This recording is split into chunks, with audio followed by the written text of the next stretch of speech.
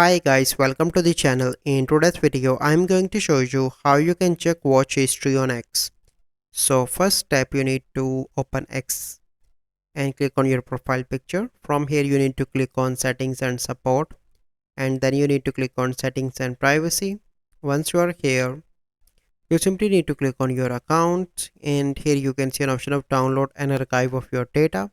Click on that and it will land you on to any browser.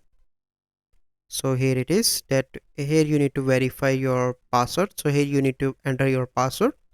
Once you enter your password, on the next page you have an option to download the data. You simply need to click on that, and after 24 hours that data will be available. From that data you can easily check your watch history.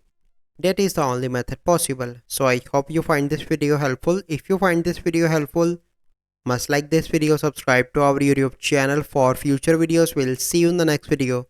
Thank you. Have a good day.